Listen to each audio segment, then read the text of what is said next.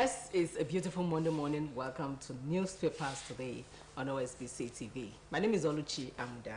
I'm starting with today's story from the Blueprint. Yes, the Blueprint is leading with this story. 2023 Guba, Abdulrazak, Makinde, Abiodun, Inuwa, Buni return. And it comes with the riders. APC wins Jigawa, Sokoto. PDP retains Akwa Ibom. Sanwo-Olu, Zulum coast to victory. APC leads in Kaduna, Adamawa close to call. Bago heading for victory in Niger. Obedience kick, call for cancellation, rerun polls. That is the story making the banner headlines on the front page of the Blueprint newspaper. Yes, we have other stories as well. INEC staff are killed, some harassed, abducted, hospitalized. Okoye says we did our best to respond to situations beyond our control. Benue election postponed in Kwande LGA. Still on the front page of the Blueprint newspaper. FG to connect 20 markets to free internet. Bantami. NDLEA seizes 1.2 million pills of tramadol, intercept heroin at Lagos Airport. APC wins 23 seats in Ekiti Assembly. PDP clears 25 in Osun. These are some of the stories on the front page of the Blueprint newspaper this Monday morning. Moving now to the Daily Trust. And the Daily Trust is also leading with a story on election. It says APC wins Jigawa, Katsina, Sokoto, PDP in Akwa Ibom, NNPP lays in Kano, Binani, Fintiri neck and neck. Gombe, Kwara, Yobe, Lagos, Oyo, Ogun governors re-elected. Aliyah Zulum, Bala Mohammed in early lead. And collation continues in Kaduna, Plateau, others today. Kirby declared inconclusive.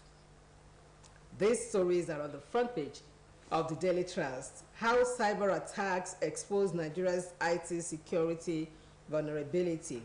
Troops repel ISWAP attacks on Zulum's town.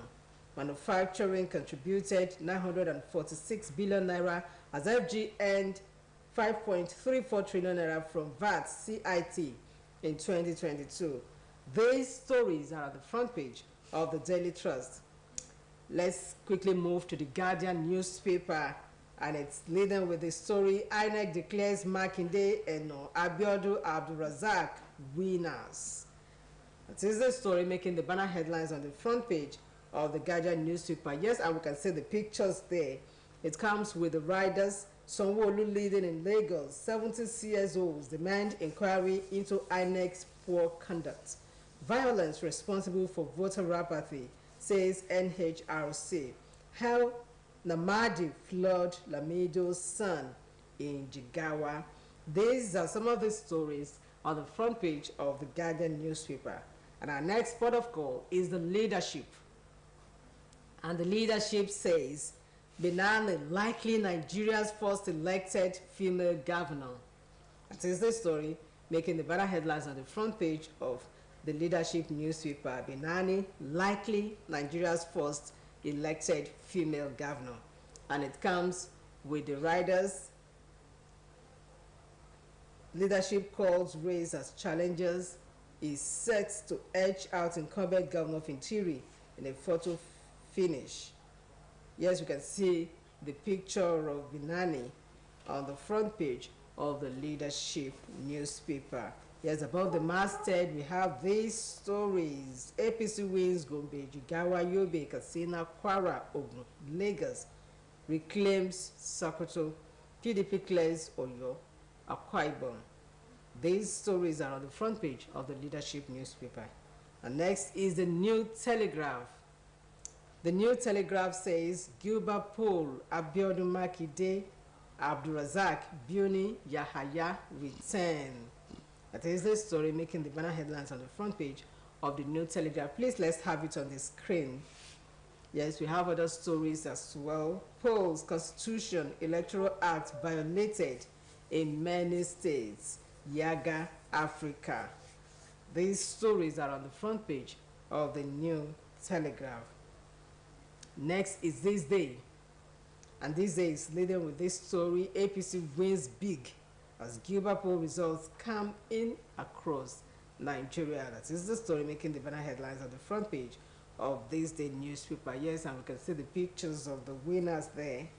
The picture stories. Yes, Atiku Amechi's revelation confirms INEC in ruling party candidates' pockets. That story is above the masthead of this day newspaper. Next is the Nigerian Tribune. And the Tribune says, governorship poll, Makinde Abiodun Yahaya Eno Abdulrazak Bioni win.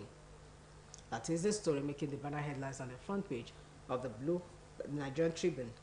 And it comes with the riders. APC wins Sokoto, Sanwo-Olu set for landslide victory.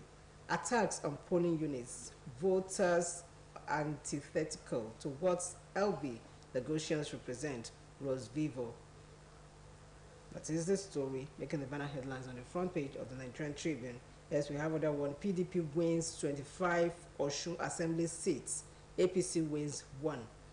Amechi's revelation confirms INEC in ruling party candidates' pockets. Article. 26-year-old female wins assembly seat in Kwara. Nigeria's forex reserve down by 578.347 million in 2 weeks amid rising dollar demand. These stories are on the front page of the Nigerian Tribune. And the Business Day is next. And Business Day has this story: incumbents keep grip on power in key battlegrounds. That is this story making the banner headlines on the front page of the Business Day. And above the masthead there, we have Buhari's 5 enforced errors. Urias 810 billion naira health shows Nigeria export potentials. These are some of the stories that made it to the front page of the Business Day. Next is the Daily Sun. And the Daily Sun says, governorship election, Yahaya Abdulrazak and Abiodun Makinde win.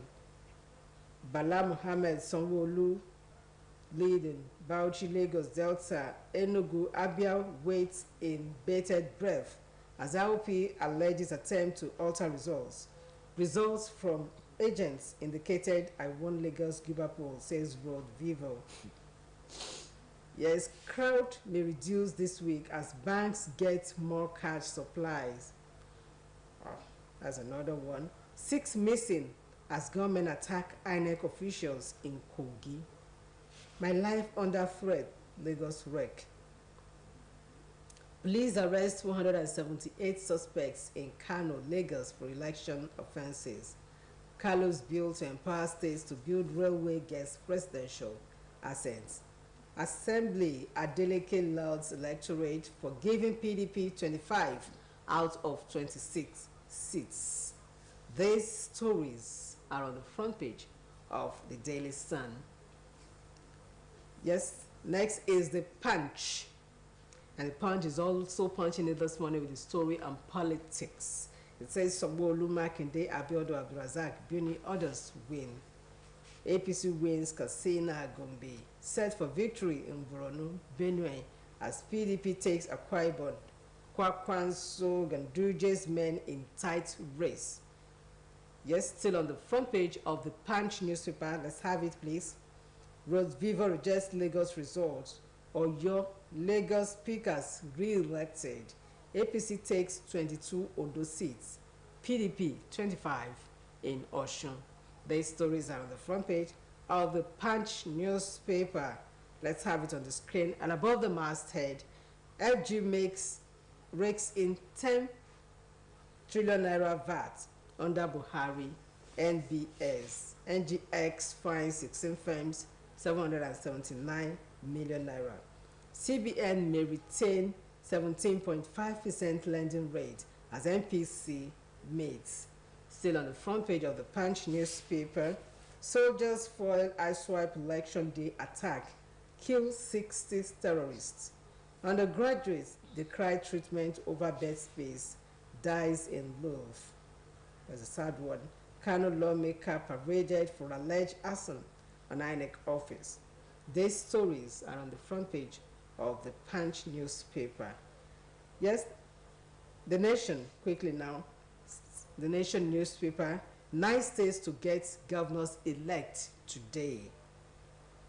Yes, there's also a story on politics there. You have annex rules out repeat poll where thugs disrupted process. And the Vanguard is also leading with a story on politics. Okay, there's this one above the masthead of the Vanguard newspaper. It said cash crunch lingers despite compliance with Supreme Court ruling. That is the story is above the masthead of the Vanguard newspaper. And the Point is the last but not the least. The Point newspaper, it says governorship polls, tough battles across Nigeria. Yes, these are the front pages of the national dailies in Nigeria we have for you this morning. I have my regular guests in the house who will be analyzing some of these stories for us. Dr. Inkanjus, you're welcome to the program. Thank you very much for having me. Yes, how was your weekend? Hectic, because I crisscrossed around Nigeria. Okay. Not physically though, You did but not vote? abstractly. Yes, I couldn't.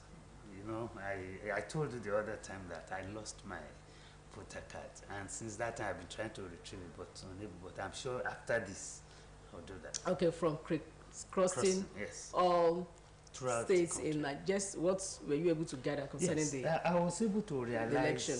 one thing, that in Nigeria, we still have a long way to go with our elections. I realized that issues of interest, I mean personal interest, is taking a huge chunk of our decisions. I mean, we are looking at religion, ethnicity, still taking a huge part of the way we go our route in elections. And for me, it's unfortunate. I'm beginning to think that even performance has no place at all. Some people will just feel that this is our man and we must vote for him. Not even personality, because when you talk about personality, you have to look at that person, what has that person has to give. But emotions, honest, and it's unfortunate. I hope we'll move away from that. I'm not happy to see this. People, then, winning at all costs is also part of what I have observed. No matter what, even if people have to die, I don't care, so long as I win. That's not the way to go. And then casting votes too. I don't like the physicality of casting vote, say using paper. It's high time we got away from that route. We should be voting from our bedroom. Like I said, I couldn't go around. Nothing should have stopped me right in my bedroom to cast my vote. So we still have a long way to go. okay, now your expectations Yeah. from these elections. You know, INEC actually raised a lot of hopes. Were they met? They were not. That's what I'm saying now. They were not met. I expected more than this.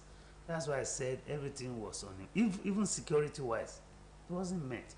You find that even one policeman could be manning about 5-6 polling centers, and it's not supposed to be so. We do not have enough inadequacy of security personnel. Although it's not absolutely necessary that we flood the whole place with military men or security men, but at least we should have enough to douse tension, because when you know that there's no policeman there, you can do whatever you like.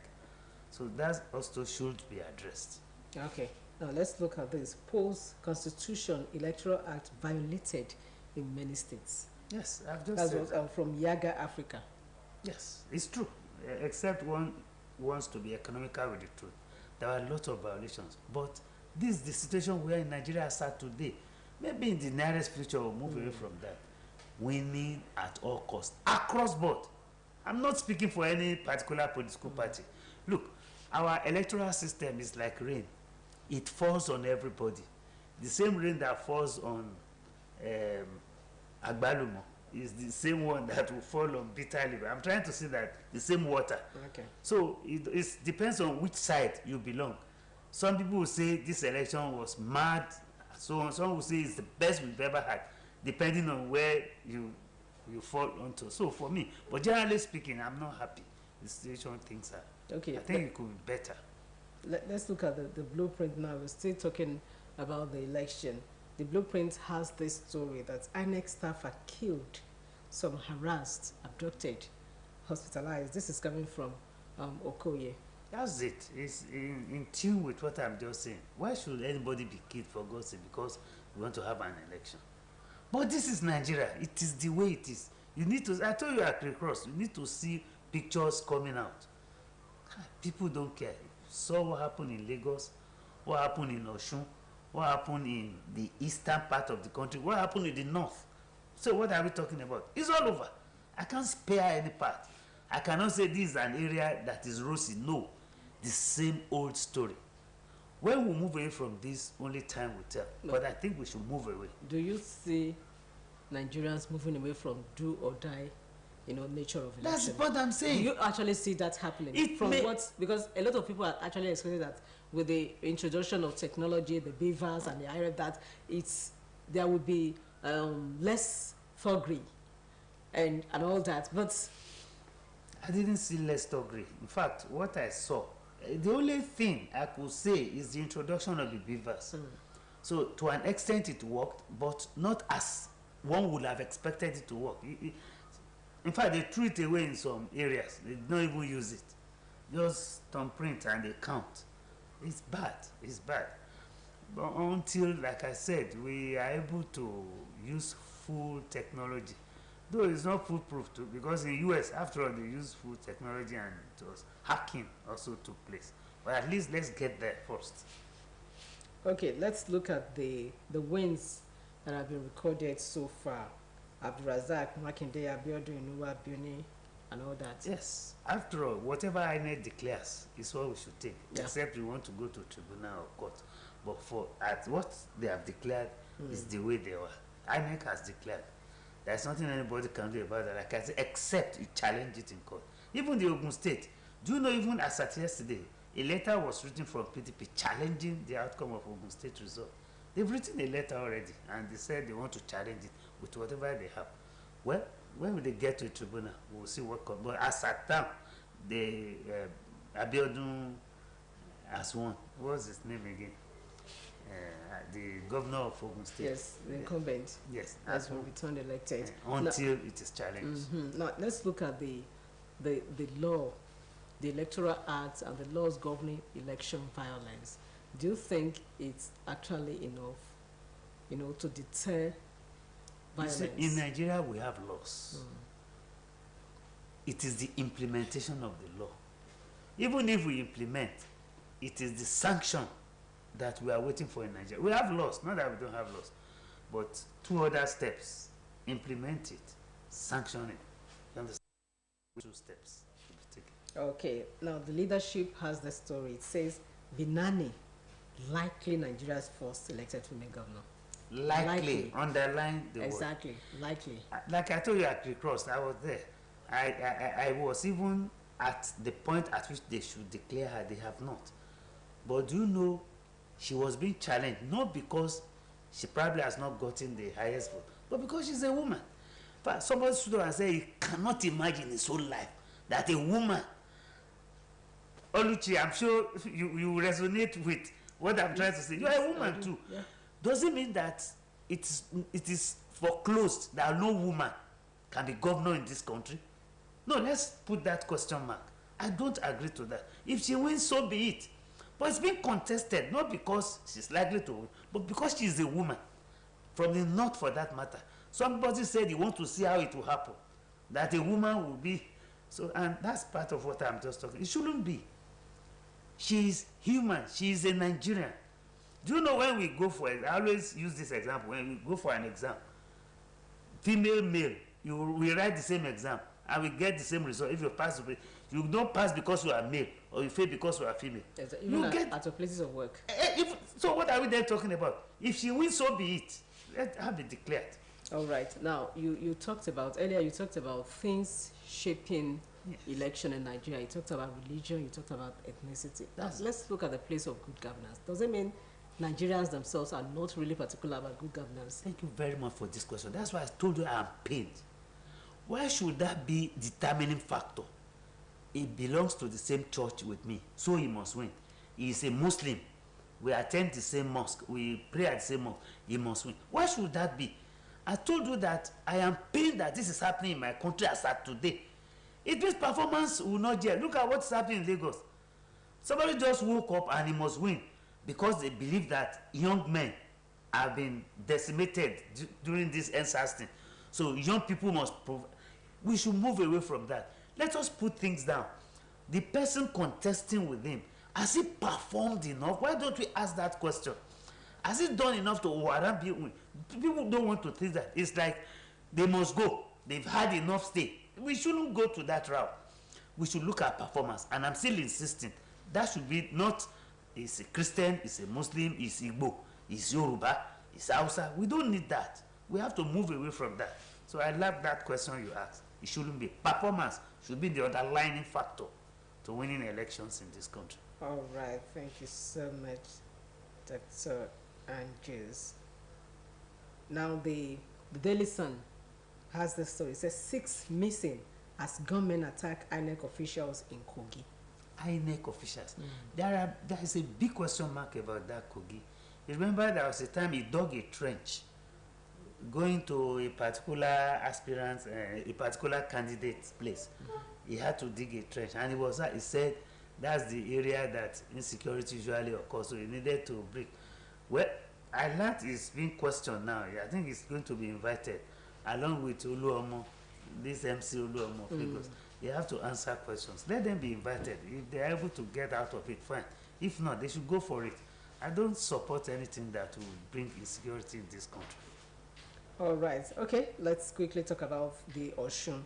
Still on the front page of the Daily Sun, we have this assembly. Adeleke allows electorate for giving PDP 25 out of 26 seats. This Oshogbo, I listened to Ashim yesterday on one radio station. He was saying that even the only one, they cannot be sure that they will leave it for APC. There should be 26-0. That's why I use this word, that politics and fairness cannot cohabit. Okay. Especially in this country. Once it is politics, there is no fairness. How can you win 25 out of 26? You couldn't even leave one. Haba. You don't kick a man that is down. That's the cliche we say. Okay. So, and those are politicians for you. Can you imagine? After getting 25, you say even only one, you can't leave it. No. Nigerians, may God help us. All right, we have this story. Annex says we are overwhelmed by security threats.